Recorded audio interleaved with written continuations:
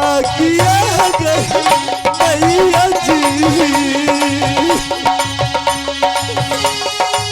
माया है तई हमार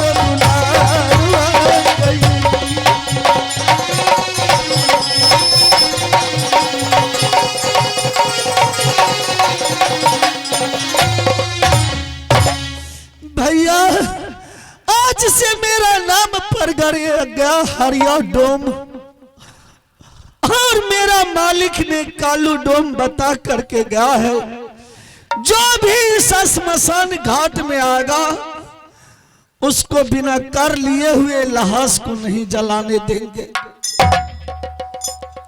इसलिए जो भी कोई हो काहे तो मैं अपने महाराज कालू डोम के साथ सत्य कर लिया हूं, इसलिए मैं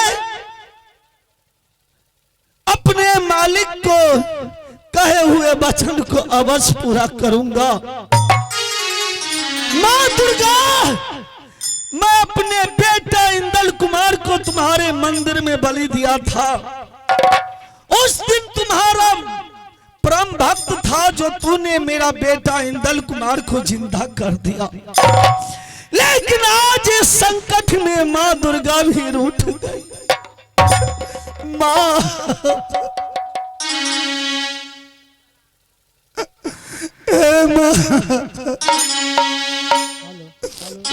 सुन पगली गे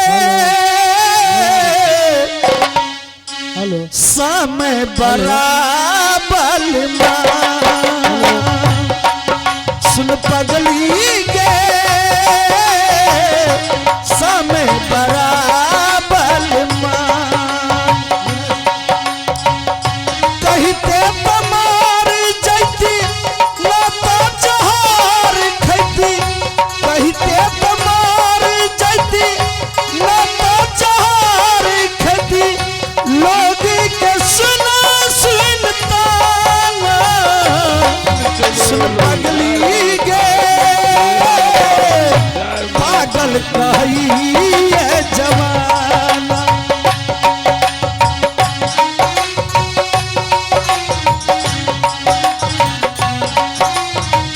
हाँ हेलो, बिजली ठेकेदार मिक्सचर मशीन वाले ए श्रीमान जी 51 रुपये के पुरस्कार दिए हैं। सुन पगली गे समय बराबर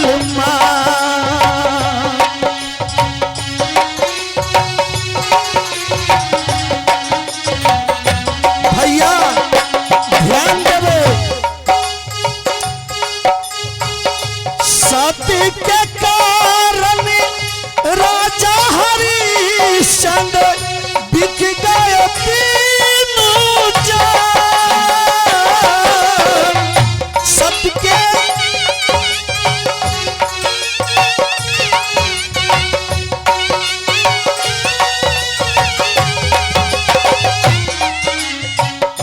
रानी बिक गई विप्र के हाथे, राजा चल गई श्मशान। सुन पगली गे समय बराबर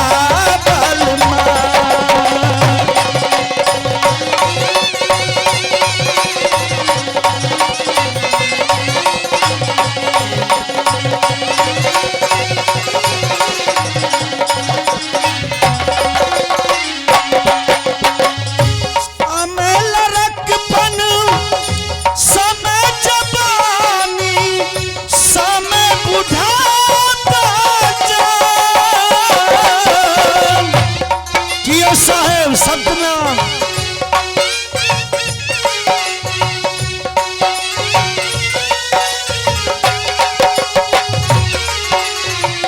समय के मत भूलो रे भाई, समय करे पहचान। सुन पगली गे पागल कही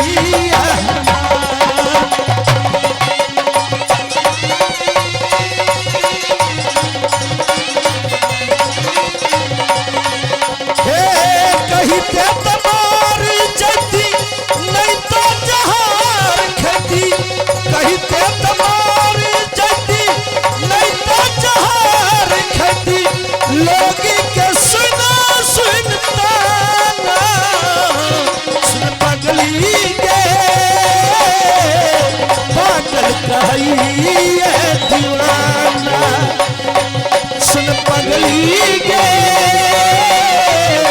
पागल कही है जमाना, सुन पगला रे पागल कही है।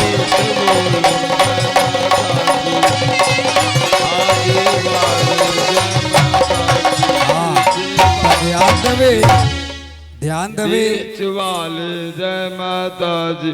समस्त ग्रामवासी से निवेदन यह कि माता के विसर्जन होने जा रहा है। ग्रामवासी और कमिटी अहाँ सब आप देव देवी प्रवाह टाइम समस्त ग्रामवासी से आग्रह से बोलो जय माता। आप सब अविलंब आवे की कोशिश करियो और माता के विसर्जन करके बोलो जय माता जी। टाइम भगले हन, आप सब अविलंब आवे के कोशिश करियो, मंदिर के पास पहुंचे के कोशिश करियो और ध्यान देवे हमारे जितने भी माता बहन कलश वाली छिए अविलंब पहुंचे के कोशिश करियो। जय माता दी।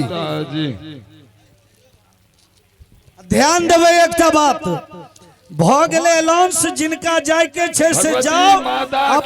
अब प्रोग्राम चालू रहते पंडित जी साहब की जय हो, उनका कहियो बंद करेला की जय हो।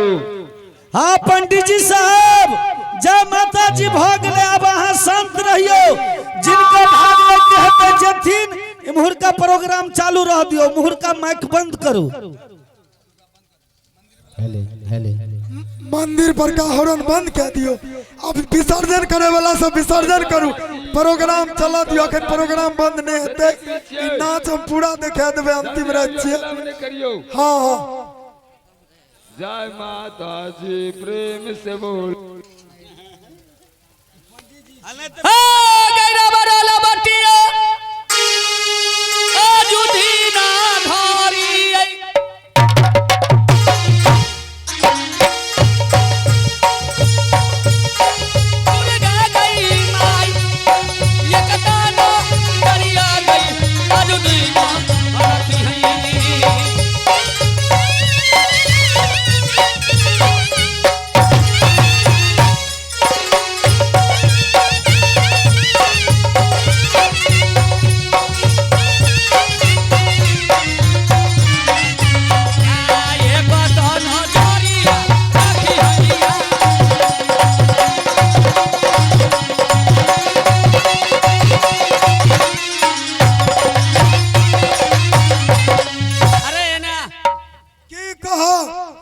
मौगिया घर में रहता तो कता जेता गरवाइस ललका मलकन। हाँ बुझियो हो जय चैती दुर्गा मेला में हम घर में एगो कलश बैठेलो। कलश बैठेलो तब तू कलश छे की छे? हम तक बुझे छे घर में मलकन कलश बैठेल के। कलश बैठेलिए हाँ। तब की छे? मेही के पीस दबै। हां चिन्हा छी हमरा कि नहीं? चिन्हाई तो छिया लेकिन करे कहां छु? हम पीसइए दुआरे एलिए हन ओत से बनारस से। हां से तो हम जाने छे लेकिन पीसो ना। बोला ओकरा आई पीसै छिए कि नहीं? कत गलो है? कत गलो है?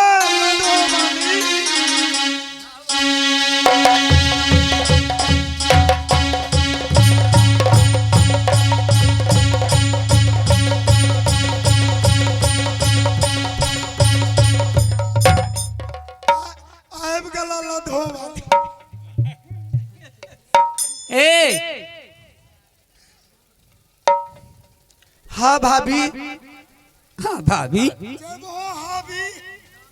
सुनो देखो जितना घर में रहती हो कपड़ा उपड़ा कितना गंदा हो गया है, थोड़ा अपना कपड़ा उपड़ा खींच पचार लो, धो लो। मंत्री धोएंगे। हम तो दुबराइए जे एगो बैग वाला धोरा दे। नाच वाला सब कपड़ा मंत्री है, नौकर तो मंत्री कपड़ा धोएंगे ना। हाँ ठीक है बात है। तो अपनों वाला साड़ी दियो, हम खींचिए किया एकदम खींचबे। लाभ हमें अच्छा लाभ नहीं गो बेगे तो छे। क्या बोल रहा है? कहे छ मलकन तोरे हमारे हाँ, तब हमारे है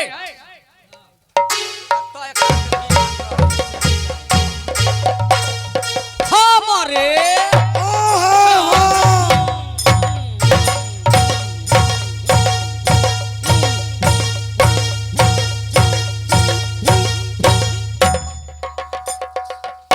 लाइन या एक मोटा छौरी के दबाई मौगी के धोले नहीं धोते नहीं तो एर पर 6000 दबाई ए इधर आ चली जितना कपड़ा है सब धो के ले आओ मंदिर पोखरी से।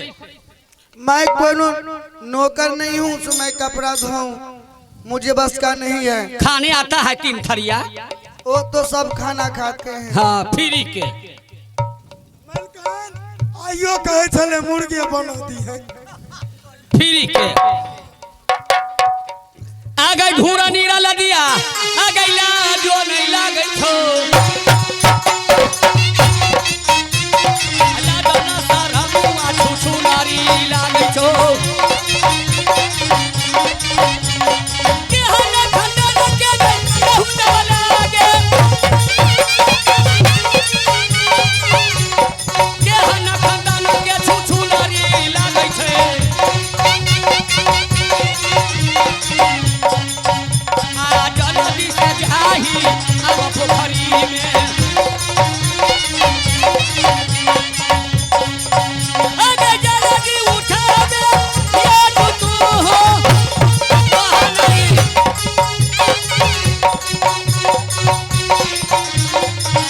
आगे हन खंडन के कहूँ जावा लागे छे आ गई भैया मरद भतीजावा मरद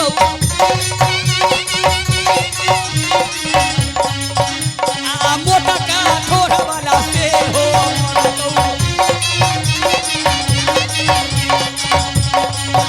आगे केतना मुरई के साग तू खइलही